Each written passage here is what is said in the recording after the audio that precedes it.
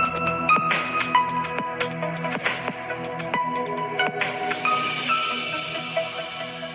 Friends, എല്ലാവർക്കും ഒരു പുതിയ വീഡിയോയിലേക്ക് സ്വാഗതം. SLC റിസൾട്ട് വന്നതിന് പിന്നാലെ നിങ്ങൾക്ക് കിട്ടിയ A+കളുടെ എണ്ണം വെച്ചിട്ടാണ് +1 അഡ്മിഷൻ ലഭിക്കുന്നത് എന്നാണോ നിങ്ങൾ വിചാരിച്ചിരിക്കുന്നത്? ഒരിക്കലുമല്ല. സോ അതിന്റെ കംപ്ലീറ്റ് ഡീറ്റെയിൽസും ക്രൈറ്റീരിയാസും മാനദണ്ഡങ്ങളും ഒക്കെ നമ്മൾ ഈ വീഡിയോയിലൂടെ ചർച്ച ചെയ്യുന്നതാണ്. മക്കളെ, നിങ്ങൾ ആദ്യമായിട്ടാണ് കാണുന്നതെങ്കിൽ +1 അഡ്മിഷനെയും തുടർന്നുള്ള അപ്ഡേറ്റ്സിനും ഒക്കെ ആയിട്ട് നിങ്ങൾ എന്തായാലും ചാനൽ ഒന്ന് സബ്സ്ക്രൈബ് ചെയ്ത് വെച്ചേക്കുക, ഉപകാരപ്പെടും. സോ SLCയുടെ A+കളുടെ എണ്ണം അല്ല +1 അഡ്മിഷന് ക്രൈറ്റീരിയ ആയിട്ടുള്ളത്. ഇതെന്ന് പറയുന്നത് കൃത്യമായിട്ട് പറഞ്ഞാൽ weightage grade point average, WGPA. ഒരുപാട് പേര് കേട്ടിട്ടുണ്ടാകും, ബട്ട് ഒരുപാട് പേർക്ക് സ്റ്റിൽ ഇതിനെക്കുറിച്ച് കൃത്യമായിട്ടുള്ള ധാരണ ഉണ്ടാകില്ല. നിങ്ങൾക്ക് എത്ര മാർക്കും ആയിക്കോട്ടെ, നിങ്ങൾ SLCയിൽ എല്ലാ വിഷയവും ജയിച്ചൊരു വ്യക്തിയാണോ എങ്കിൽ എങ്ങനെയാണ് ഈ പറയുന്ന വെയിറ്റേജ് ഗ്രേഡ് പോയിന്റ് ആവറേജ് കണ്ടെത്തുന്നതെന്ന് ഈ വീഡിയോ വഴി ഞാൻ പറഞ്ഞുതരാം. അതിൽ മെയിനായിട്ട് ഇതിൻ്റെ ഒരു ഇക്വേഷൻ തന്നെയുണ്ട്.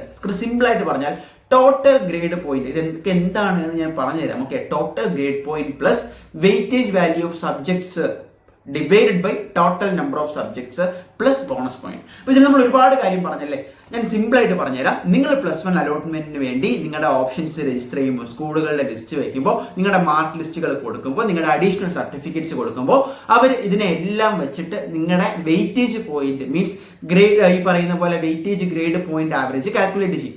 അത് വെച്ചിട്ടാണ് അലോട്ട്മെന്റിൽ റാങ്കുകൾ വരുന്നത്. ഓക്കെ, ആ റാങ്ക് അനുസരിച്ചാണ് നിങ്ങൾക്ക് ഫസ്റ്റ് അലോട്ട്മെന്റിൽ തന്നെ കിട്ടുമോ ഇല്ലയോ എന്നൊക്കെ തീരുമാനിക്കുന്നത്. അപ്പോൾ ഈ വെയിറ്റേജ് ഗ്രേഡ് പോയിന്റ് ആവറേജ് കണ്ടെത്തുന്നതിനുള്ള ഫസ്റ്റ് ക്രൈറ്റീരിയ എന്താണ്? ടോട്ടൽ ഗ്രേഡ് പോയിന്റ് ആണ്. സിമ്പിളായിട്ട് പറഞ്ഞാൽ ഇപ്പോൾ നിങ്ങൾക്ക് കിട്ടിയിരിക്കുന്ന SLCയുടെ A+കളെ ഗ്രേഡ് പോയിന്റുകളാക്കി മാറ്റും. എങ്ങനെ?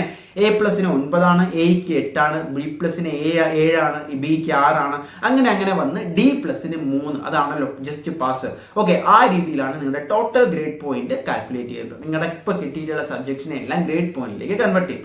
ദെൻ എന്താണ് സബ്ജക്ട്സ് വിത്ത് വെയിറ്റേജിന്റെ ഗ്രേഡ് പോയിന്റ്? ഞാൻ പറഞ്ഞ രണ്ടാമത്തെ ഫാക്ടർ അത് മറ്റൊന്നുമല്ല, നിങ്ങൾ ഇപ്പോൾ പഠിച്ചിരിക്കുന്ന ഒരു സബ്ജക്ട്, നിങ്ങൾ സയൻസ് ആണ് എടുക്കുന്നതെങ്കിൽ സയൻസുമായി ബന്ധപ്പെടുന്നെങ്കിൽ ഫിസിക്സ്, കെമിസ്ട്രി, മാത്സ്, അതിൻ്റെയൊക്കെ ഗ്രേഡ് പോയിന്റ് വീണ്ടും കാൽക്കുലേറ്റ് ചെയ്യുന്നത്, ആഡ് ചെയ്യുന്നതിനെയാണ് വെയിറ്റേജ് ഗ്രേഡ് പോയിന്റ് എന്ന് പറയുന്നത്. അതായത് നിങ്ങളിപ്പോൾ ഹ്യൂമാനിറ്റീസ് ആണ് എടുക്കുന്നതെങ്കിൽ നിങ്ങളെ ആഡ് ചെയ്യാൻ പോകുന്നത് പ്രധാനമായിട്ടും മലയാളത്തിൻ്റെയും സോഷ്യൽ സയൻസിൻ്റെയും അതുമായി ബന്ധപ്പെട്ട സബ്ജക്ട്സിന്റെ ഗ്രേഡ്സ് ആയിരിക്കും. ഇനി നിങ്ങൾ സയൻസ് ആണ് എടുക്കുന്നതെങ്കിൽ ഞാൻ പറഞ്ഞ പോലെ ഫിസിക്സ്, മാത്സ്, കെമിസ്ട്രി ആയിരിക്കും. ഇനി നിങ്ങൾ കൊമേഴ്സ് ആണ് എടുക്കുന്നതെങ്കിൽ അതിനനുസരിച്ചുള്ള സബ്ജക്റ്റിന്റെ അത് കൃത്യമായിട്ട് പ്രോസ്പെക്ടസിൽ പറഞ്ഞിട്ടുണ്ട്.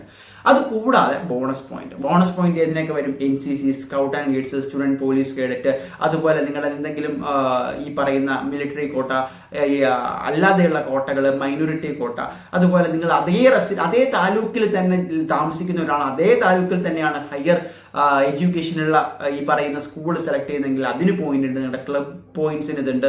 അതുപോലെ തന്നെ ഇനി ഇതെല്ലാം കാൽക്കുലേറ്റ് ചെയ്യുന്നു. 2 വിദ്യാർത്ഥികൾക്ക് സെയിം വെയിറ്റേജ് പോയിന്റ് ആണ് വരുന്നതെങ്കിൽ എന്താണ് ഹയർ ഗ്രേഡ് പോയിന്റ് ആർക്കാണ് കിട്ടുക എന്ന് വെച്ചാൽ, ആർക്കാണോ ബോണസ് മാർക്ക് ഇല്ലാതെ പോയത് അവരെ റാങ്കിങ്ങിൽ മുന്നിലോട്ട് വരും.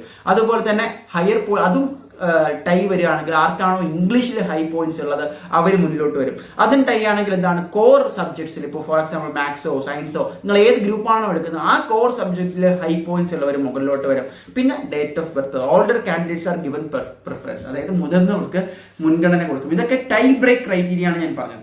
സോ ഇതെന്തായാലും മനസ്സിലാക്കി വെക്കുക. ഇതാണ് weightage grade point average calculate ചെയ്യുന്നതിന്റെ കുറച്ച് മാനദണ്ഡങ്ങൾ. സ്റ്റിൽ നിങ്ങൾക്ക് ഡൗട്ട് ഉണ്ടെങ്കിൽ നമ്മുടെ ഡിസ്ക്രിപ്ഷനിൽ ഒരു ലിങ്ക് കൊടുത്തിട്ടുണ്ട്.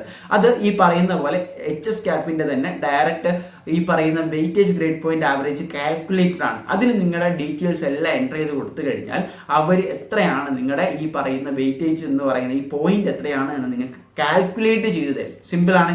സോ ഗൈസ്, മറ്റുള്ളവരിലേക്ക് ഈ വീഡിയോ ഷെയർ ചെയ്യുക, പരമാവധി ഉപയോഗപ്പെടുത്തുക, ഉപകാരപ്രദമാകും എന്ന് ഞാൻ കരുതുകയാണ്.